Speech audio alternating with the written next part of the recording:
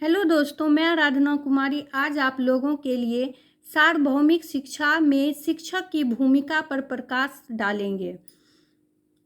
Doctor Sarvepalli Radhakrishnan ने कहा है, समाज में अध्यापक का स्थान बहुत महत्वपूर्ण है। यह एक पीढ़ी से दूसरी पीढ़ी को बौद्धिक एवं तकनीक कुशलताओं को हस्तांतरण करने का केंद्र है और सभ्यता के प्रकाश को प्रज्वलित रखने में सहायता देता है।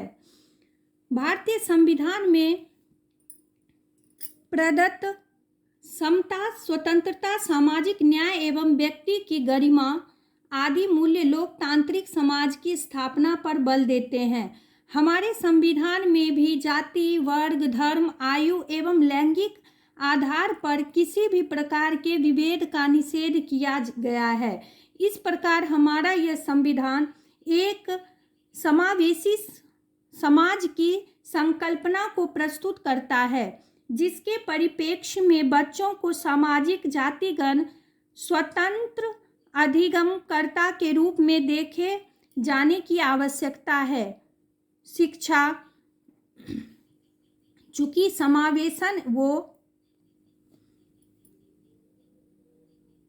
सार्वभौमिकरण का सबसे महत्वपूर्ण औजार है, अतः इसके माध्यम से सार्वभौमिक वो समावेशी शिक्षा की संकल्पना को साकार किया जा सकता है तथा समावेशन में बाधक तत्वों से भी निपटा जा सकता है। सार्वभौमिक शिक्षा की आवश्यकता की पृष्ठभूमि। संयुक्त राष्ट्र संघ के पूर्व महासचिव कोफी अन्नान ने कहा था, मानव इतिहास में 20वीं सदी सबसे खूनी एवं हिंसा की सदी रही है। इस सदी में मानव जाति के समूल विनाश की हद तक जाकर प्रथम तथा द्वितीय विश्व युद्ध लड़े गए। जर्मनी तथा फ्रांस के बीच विवाद ही प्रथम तथा द्वितीय विश्व युद्ध का कारण बना। 20वीं सदी में अन्य राष्ट्रों के बीच भी अनेक युद्ध लड़े गए। जर्मनी तथा फ्रांस के बीच विवाद ही प्रथम तथा द्वितीय विश्व युद्ध का कारण बना। 20वीं सदी में अन्य राष्ट्रों के बीच भी अनेक युद्ध लड़े गए। जापान के हिरोशिमा तथा नागासाकी में अमेरिका द्वारा गिराए गए परमाणु बम का महाविनाश, प्रथम तथा द्वितीय खाड़ी युद्ध, दक्षिण कोरिया तथा उत्तरी कोरिया के बीच युद्ध, इजराइल फिलीपींस के बीच युद्ध, ईरान इराक के बीच युद्ध हुआ। भारत पाकिस्तान के बीच 3 बार युद्ध हुआ। भारत चीन के बीच युद्ध हुआ। 20वीं सदी में हुए इस सभी युद्धों में करोड़ों लोग मारे गए। युद्धों में अपार धनराशि व्यय हो रही है। आज हर देश दूसरे देश से अपनी सुरक्षा के नाम पर अपना रक्षा बजट प्रतिवर्ष बढ़ा रहा है। गरीब देश भी शस्त्रों की होड़ में शामिल हैं। मानव जाति को मिलकर सोचना चाहिए कि आखिर इस युद्ध से हमें मिलता क्या है। इन युद्धों से सबसे ज़्यादा नुकसान छोटे छोटे बच्चों एवं महिलाओं को होता है। 20वीं सदी में विश्व भर में युद्धों की विनाशील लीला संकुचित राष्ट्रीयता के कारण हुई है, लेकिन जिसके लिए सबसे अधिक दोषी हमारी शिक्षा है। विश्व के सभी देशों में स्कूल अपने अपने देश के बच्चों को अपने देश से प्रेम करने की शिक्षा देते हैं, लेकिन सारे विश्व से प्रेम करना नहीं सिखाते हैं। यदि विश्व सुरक्षित रहेगा तभी इसके देश सुरक्षित रहेगा। विश्व के बदलते हुए परिदृश्य को देखने से ज्ञात होता है कि 21वीं सदी की शिक्षा का स्वरूप 20वीं सदी की शिक्षा से भिन्न होना चाहिए। 21वीं सदी की शिक्षा उद्देश्यपूर्ण होनी चाहिए, जिससे सारी मानव जाति से प्रेम करने वाले विश्व नागरिक विकसित हों। इसीलिए 21वीं सदी की शिक्षा का उद्देश्य प्रत्येक बालक के दृष्टिकोण को संकुचित राष्ट्रीयता से विकसित करके विश्वव्यापी बनाना होना चाहिए। मनुष्य को विचारवान बनाने की श्रेष्ठ अवस्था बचपन है। इसीलिए संचार के प्रत्येक बालक को विश्व एकता एवं विश्व शांति की शिक्षा बचपन से ही अनिवार्य रूप से दी जानी चाहिए। मानव इतिहास में वह क्षण आ गया है कि जब शिक्षा को सामाजिक परिवर्तन लाने का सशक्त माध्यम बनकर विश्व भर में हो रही उथल पुथल का समाधान विश्व एकता तथा विश्व शांति की शिक्षा द्वारा प्रस्तुत करना चाहिए। नोबेल पुरस्कार विजेता महान अर्थशास्त्री जन विश्व शांति की शिक्षा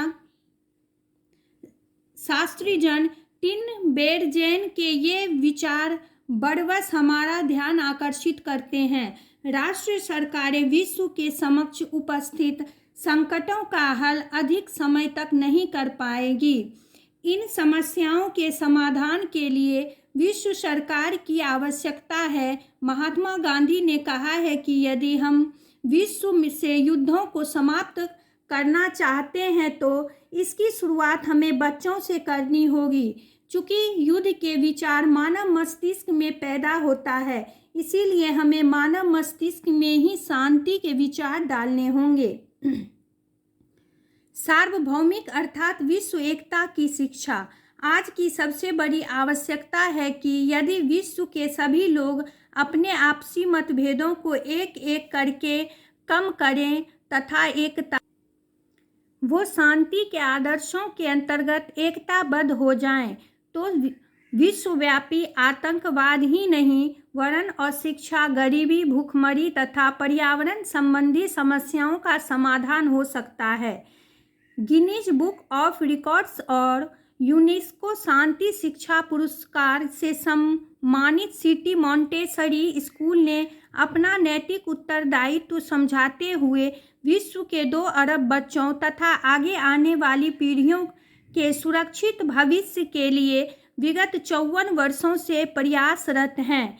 सिटी मॉन्टेसरी स्कूल का मानना है कि विश्व एकता तथा विश्व शांति की शिक्षा ही इस युग की सबसे बड़ी आवश्यकता है।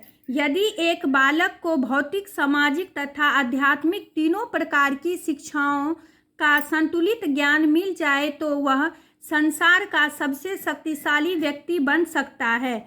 आज उद्देश्यपूर्ण शिक्षा द्वारा सारी दुनिया को बदलने के लिए सार्वभौमिक शिक्षा की आवश्यकता है।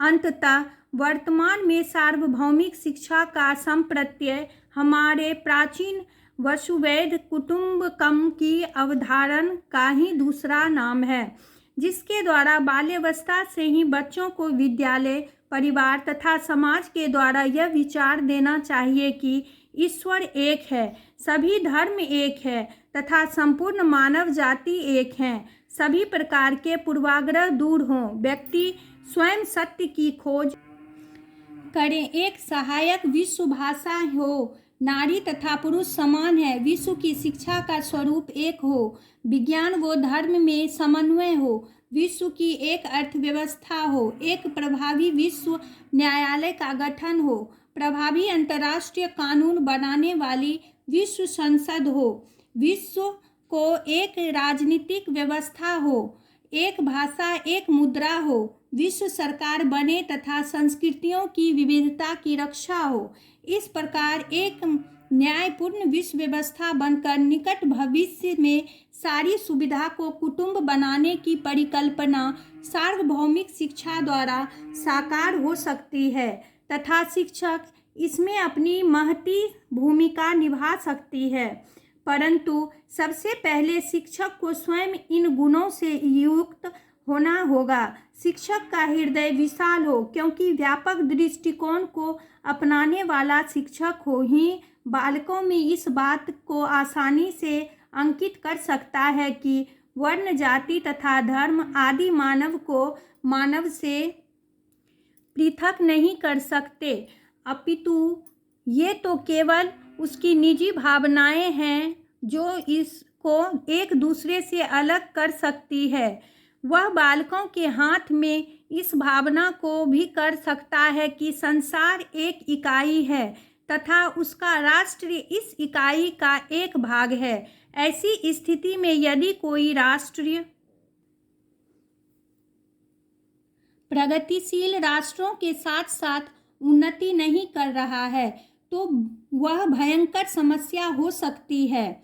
मानव का कल्याण तो इसी में है कि संसार के सभी निवासी आपस में प्रेम व सहयोग के साथ भाई भाई की तरह रहें। यही नहीं, शिक्षक बालकों को भी यह बात आसानी से बता सकता है कि संस्कृति किसी आमुख व्यक्ति अथवा समूह की निजी संपत्ति नहीं है, अपितु विभिन्न जातियों या राष्ट्रों के सामूहिक प्रयासों का फल है। सार्वभौमिक शिक्षा देते समय शिक्षक केवल पाठ विषयों के प्रस्तुत करने तक ही सीमित नहीं रह सकता, अपितु वह अंतर्राष्ट्रीय त्योहारों, जयंतियों, अंतर्राष्ट्रीय मेलों, सप्ताहों, नाटकों एवं उत्सवों एवं अंतर्राष्ट्रीय बातों पर वाद विवाद आदि पाठ्यांतरण क्रियाओं के द्वारा भी उनमें अंतर्राष्ट्रीय भाईचारे की भावना का समावेश कर सकता है।